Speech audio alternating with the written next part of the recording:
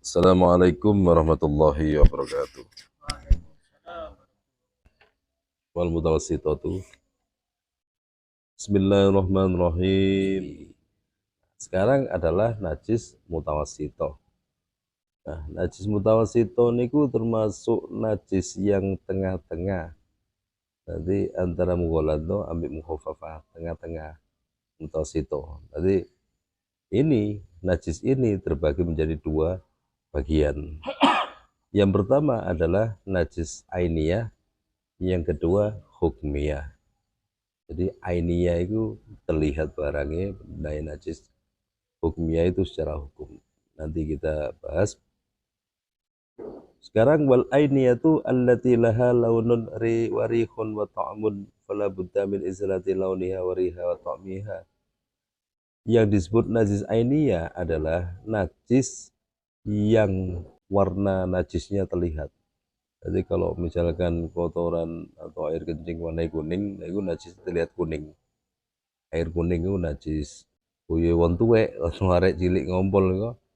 Nah niku terlihat. Atau mungkin kotoran ayam terlihat. Kotoran sapi hijau terlihat warnanya. Hijau, kuning dan kelabu niku. Iku merah kuning hijau dan kelabu itu terlihat warnanya. Itu ainiyah terlihat. Warihun dan baunya juga terasa. Kok pusing ini deh. Nah ini. Misalkan nggak terlihat warnanya tapi baunya, lu kok pusing celono. Mungkin tadi habis ngompol dan sebagainya, pusing. Atau mambu telek, mambu kotoran ayam, itu najis. Kandang itu najis. Ya, kali di bawahnya itu ada kotoran ayam dan ambune ya kerasa seperti itu. Terus yang ketiga, rasanya pahit, getir, legi dan sebagainya itu terasa. Oh ini sih najis. Ya, kalau masih terasa asin berarti najis. Berarti teleke silang. Tapi kok sik ono rasane, sik krasa getir, maka itu pasti najis. Oleh karena itu wajib untuk mensucikannya itu dengan menghilangkan warna, bau dan rasa. Kuning-kuning itu digosok sampai kembali putih maneh warna tekel ini, ya. Baru ngono baunya juga demikian diambu. Apa masih pesing, apa sik bambu telek, apa dan sebagainya. Makanya orang kalau habis bersuci, habis taharoh, mari BAB, ya, dan kita membersihkannya dengan tangan kiri. Maka sebelum kita beranjak, tangan ini ujungnya digosok nang jeding.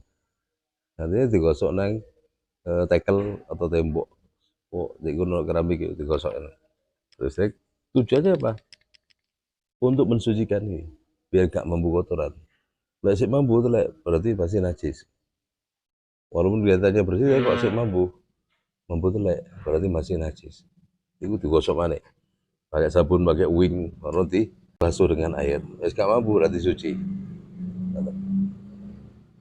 Nah, makanya di dalam kita mensucikan dari BAB atau buang air kecil atau buang air besar.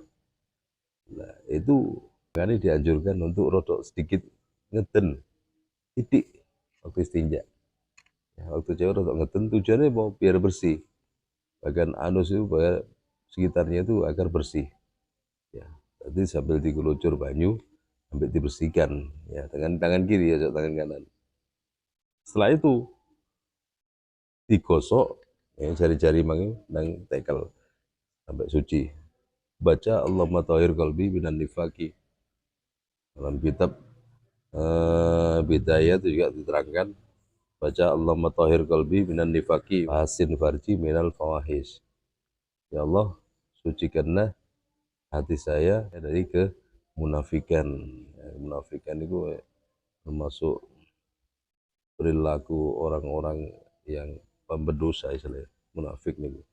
Ini jangan sampai jadi orang munafik, masuk koloni orang munafik niku ya, ini berada di fitargil aswali minan nar, berada di telundai neraka paling bawah.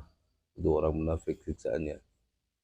Bila berkata dia selalu ustaz ngomongnya koro jan koro ngaspo aja nek janji hianat ya gak pernah nepati janji terus lek dipercaya ngoten hianat dipercaya gak kena percaya belas itu jadi tanda-tanda orang munafik tapi kalau kita jumpai wong sing ngoten sampai ngilokno munafik ojo ya kadang kalimat munafik itu salah penempatan nih maksiat pada maksiat ojo munafik nih penempatannya dalam kemaksiatan artinya jangan ingkar kamu pasti senang ndelok ngene iki ojo munafik itu penempatannya pada kalimat maksiat itu bukan untuk seperti itu ya ya munafik jelas munafik ya artinya kita jauhi sifat munafik itu kadangkala menggunakan kalimat munafik untuk pancingan cek wong yang nglakoni maksiat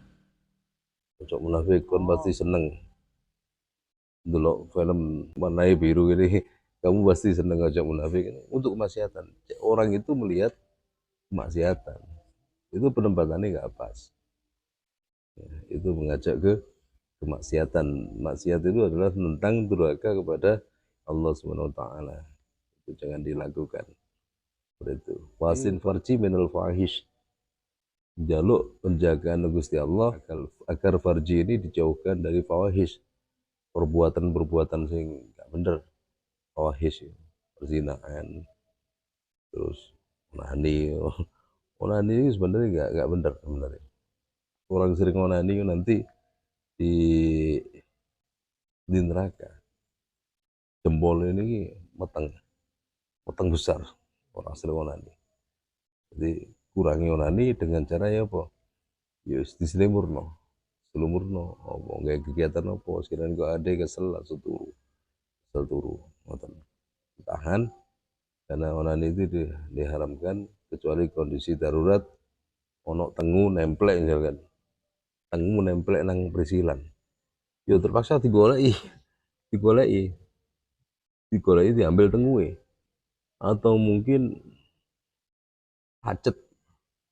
pacet nemplek nang ngonoan ya apa ditarik wangel ya golek nang gas atau otomatis takkan nyekel iku perisilan ya otomatis itu darurat ngolis darurat gak masalah seperti kedokteran misalkan mau meriksa penyakit atau nyunat tukang sunat itu darurat kan masalah yang boleh pegang kita dengan syahwat itu bojo tok itu bojo tok ide yang miliki gak boleh pegang ini orang ini seperti itu karena besok di akhirat hukumannya jempolnya meteng gede itu bagi orang sering onani jangan sampai kita lakukan hal seperti itu karena itu suatu larangan nah ini terusane ya balik nang najis maiku jadi warnanya bau dan rasanya harus hilang itu kalau najis mutawassithah ainiyah kalau hukmiyah itu alladzi la launa wala riha wala ta'ama enggak ono ya warnanya enggak ada ainun najisnya enggak ono baunya juga enggak ada ya terus rasanya juga enggak ada bersih nyaris bersih guys hukmiyah niku ya enggak tekel bersih tapi secara hukum najis soalnya emang ketelean baru ngono wis kering gitu terus digosok boto kan gosok boto disaponi kan disaponi kurun disiram ya diambu gak mampu warna kuning sudah hilang ditilat sudah gak ketir lagi nah cara menghilangkan najis hukmiyah itu jaryul ma alaiha yaitu disiram air gosok boto wis kering kan mau disaponi set disiram kan tendak lah suci kan itu najis hukmiyah makanya dawuh Pak Sot almarhum biyen kalau ono telek di masjid itu sementara ditutupi foto dhisik apa dhisik cedeke walaupun nggak nempel tujuannya enggak agar nggak terinjak nah nanti kalau sudah kering telek itu gosok foto sampai nemen gosok nah, setelah itu kondisi kering kan, disaponi sampai bentuk emang hilang kan, bersih kayak tekel gini mana balik pulih. Baru ngono kok disaponi kotorane, lalu disiram tok untuk itu suci ya. Nah, makanya kenapa kok kita nggak boleh meletakkan kerupuk langsung di tekel atau langsung di karpet? Ya, khawatir itu najis hukumnya karpet. Karena karpet meneng di tekel, ya tekelnya kadang itu guru mesti suci. Kadang tinjak sikil luwung sembarang kalir. Nah kaki orang itu guru mesti suci. Kadang telas najis kok, nemplek. Jadi karpet itu memang najis hukumnya. Secara hukum najis. Ya, tapi kering. Ya. Maka kalau makanan kerupuk barang nempel nang tekel sing model kaya ngono iku atau nempel nang karpet sing model ngono iku, kuwatir najis mang nemplek. Karpet sing bekas iku debune apa nemplek nang kerupuk. Terus kita makan. Nah, kita kan makan barang najis otomatis. Nah, daripada makan barang najis, ya samping kotor, mending golek kertas. Golek kertas atau piring, kerupuk serek piring. Kan mana? Saya lihat di atas sarung kita ke. Saya lihat di sarung kita, kerupuk. Kok aja sampai nemplek karpet atau nemplek tekel. Sekalipun itu tekel masjid. Tekel masjid itu suci, tapi nggak jamin higienis.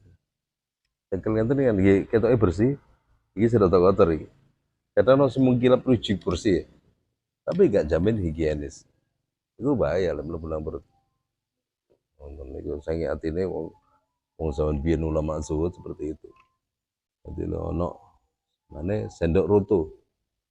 Ya, jangan dikembalikan pada piring, tapi dicuci dulu, baru balik nang piring.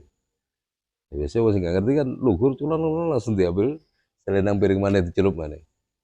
Itu orang sehingga higienis, orang sehingga bersihan, itu bahaya. Ya gak najis, tekelnya najis, itu tetap harus waspada ya Dewi. Jadi kalau waspada, malah kita sendiri yang rugi. Masuk kita masukkan barang najis, meskipun nggak roh barang najis masukkan perut itu waduh bahaya. Oleh ulernya pasti pengaruh.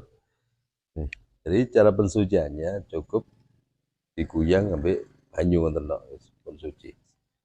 Mulai salli wa sallim daiman abad ala habibika khairil khalqi kullihim wal abi والذي ترجى شفاعته لكل هول من ولمقتهم يا رب بالمصطفى بل مقاصدنا واغفر لنا ومضى واسع الكرم الفاتحة.